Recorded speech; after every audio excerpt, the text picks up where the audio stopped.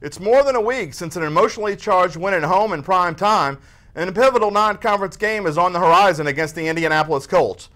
Which team needs this one more? Which one will leave victorious? To find out, you'll have to watch the Black and Gold today. And good news, my friends, it's coming up next.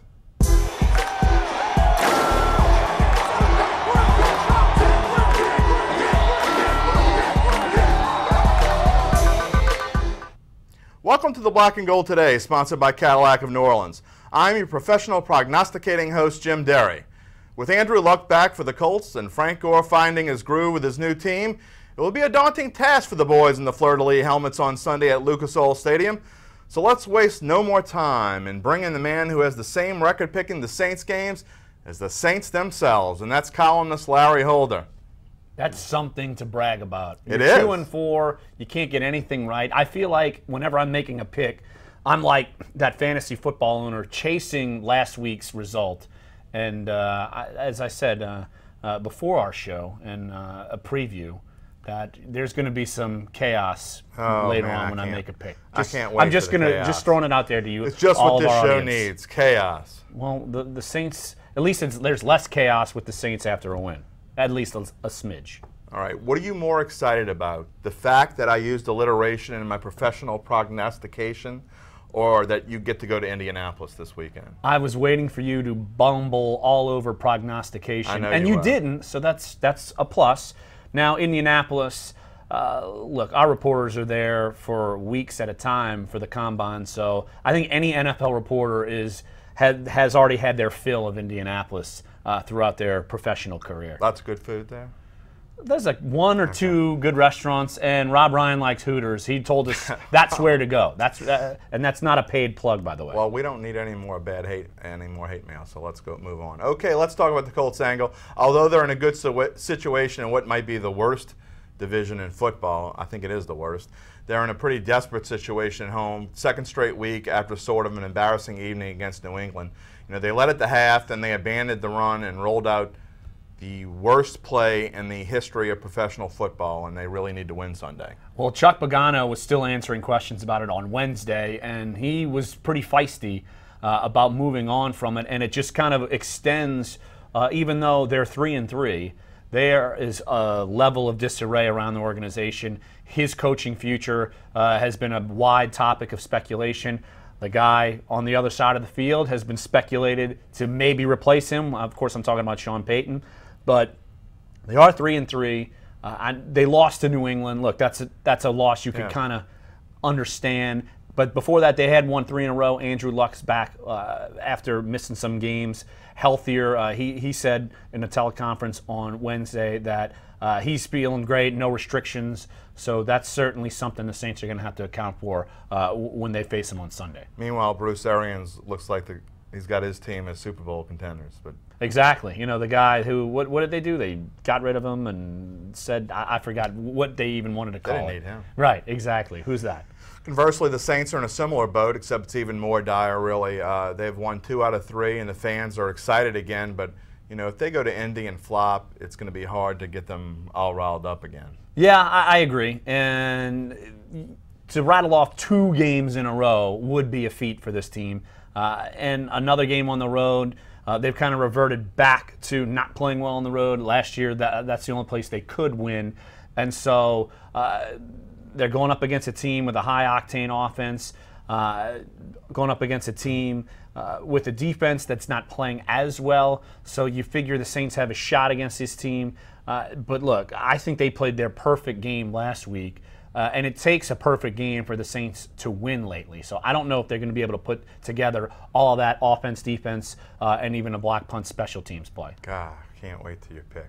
And you know, in your column about franchise quarterbacks, some fans were giving you grief about your lack of love for a certain Giants quarterback with 2 Super Bowl rings. And in fact, Saint Sinner says, if Eli Manning isn't an elite quarterback, I don't know what is. Well, then you don't know what is, because I don't think he is an elite quarterback. And my column was based around the longevity of having a quarterback. The Saints and the Colts have been extremely fortunate for many years. The Colts more fortunate than probably any franchise in the last 40 years. You get Peyton Manning and then an Andrew Luck with the year buffer when Manning was hurt.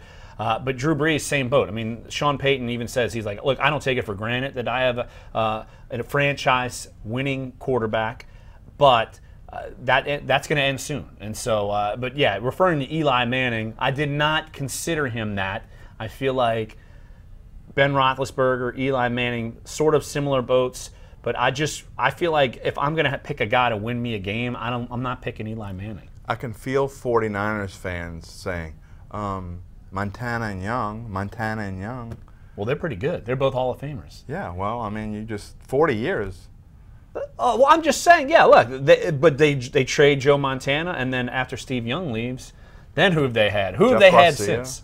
Elvis Gerbach. Alex Smith. Yeah, well, he beat the Saints once, infamously. Let's move on. You know, I'm just here to depress everyone. All right, in your defensive film study, David Y. says, I'm surprised Donnell Ellerbe got a negative grade for the game. Didn't he have a ton of tackles and a forced fumble or two? Well, that's via Pro Football Focus, and I don't know their criteria, honestly. It's you do well on a play and you don't, and they kind of add it all up. But 14 total tackles. Now, we don't know if Donnell Ellerbe is going to be completely healthy for this game. Yeah. Missed Wednesday's practice, and I'm sure will be questionable in the injury report, I would presume. And so he has been a massive upgrade, though. David Hawthorne no longer on the field and creating takeaways.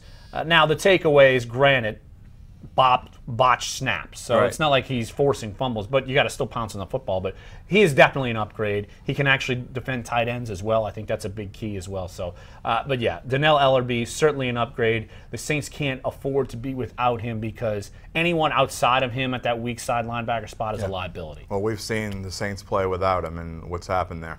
Lastly, before the break, I'll throw this one out there and then I'll let you answer it when we come back. Saintly001 says, Larry needs to pick the Colts to win. It's only weird if it doesn't work. Chew on that for a second, and we'll be right back after this.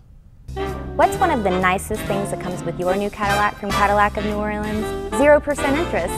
Get 0% interest on all new Cadillacs, now at Cadillac of New Orleans. New owners, new attitude, on Lime Street in Rye in Metairie. For the extra point, I think my partner here is something like, I don't know, what is this, 1980, 1-15? I'm getting close to that. Okay, well, that's what I feel like you are. And that's what Saintly 001 meant when he said he wants you to pick the Colts, because whatever you pick, it seems the opposite happens. So Saints fans demand you pick the Colts. You pick the Colts in the podcast. What say you? I actually picked the Saints in the podcast, see? So. Oh, okay. That's why by you trying to flip the script on me, you have ruined the integrity of the show. I have. Second Friday in a row. I'm flip-flopping. I'm allowed to do that. I don't trust the Saints going up against the Colts. I think it's going to be a shootout. I don't think the Saints can handle them in a shootout.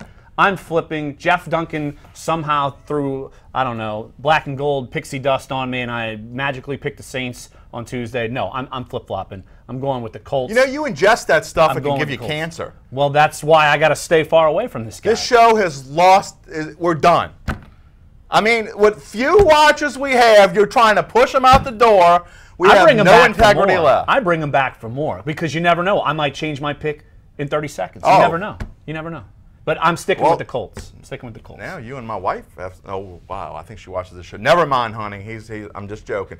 I'll be hosting the show next week after you're in the doghouse. I'm going to go, hey, I've been right for a few weeks in a row here, and I'm due for a loss, right? This is painful to hear, but let's go. What you got?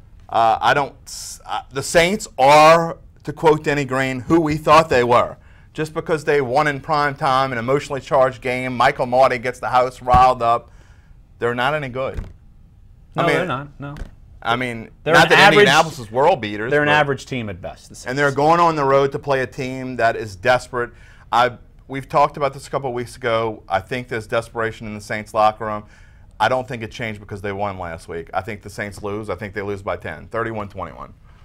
So, but Saints fans hope I'm wrong. I'm due for a loss, so this could be it. But we're ruining the axis of the universe because they've already turned off because they were just sure that you were picking the Colts, so they're not even watching anymore anyway. Well, then the Saints might win. All right, don't forget to vote in the poll. We will see you next week.